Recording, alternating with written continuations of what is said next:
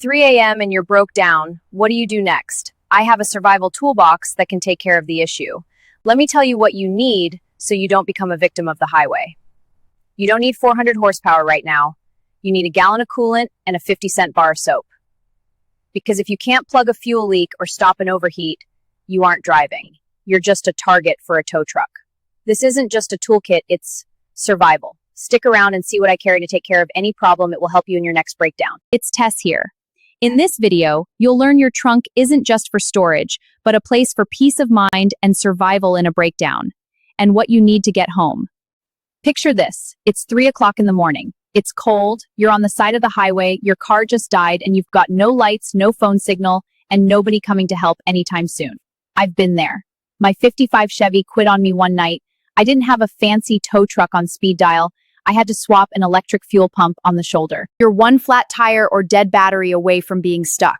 Today, I'm showing you what I actually keep in my trunk. Don't become a victim of the road. Welcome to the Trunk Survival Kit, second part in the Money Pit Garage series. Check for helpful tip to make your life easier. Whether you drive a brand new daily driver or an old money pit like mine, your trunk should be your lifeline, not just a junk drawer full of random stuff. Let's start with the basics, the stuff every normal person should have, even if you don't turn wrenches. First, check your spare tire. When was the last time you made sure it had air in it? If it's been a year, you're carrying around a heavy paperweight. Next, pull out your factory jack. Test it in your driveway. If you can't lift the car there, you sure won't be able to do it on the side of the road at night. Instead of old jumper cables, get yourself a small lithium jump box. It's about the size of a book, holds a charge for months, and doesn't need another car to help you. Throw in a tire plug kit and a little compressor too. Fixing a nail in your tire takes 5 minutes. Waiting for a tow truck can take hours.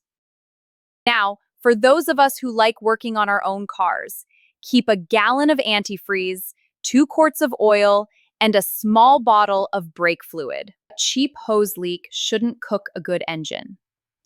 With a few basic tools, you can often get yourself moving again instead of waiting all night. Little trick, keep a bar of plain soap in your trunk.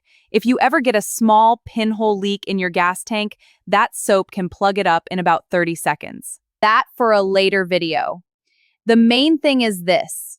Your trunk should be ready before you need it. Take 10 minutes. Look at what I keep in mine and build your own kit. It doesn't have to be fancy. It just has to be there when you need it. I put together a simple one-page checklist of everything I keep in my trunk. It's free to download at agelimited.com. Just find my page, print it out, check your own trunk, and make sure you're ready. Thanks for spending a little time with me today. Drop a comment and tell me what you keep in your trunk. I read every single one. If this helped, give it a like and come back for the next one.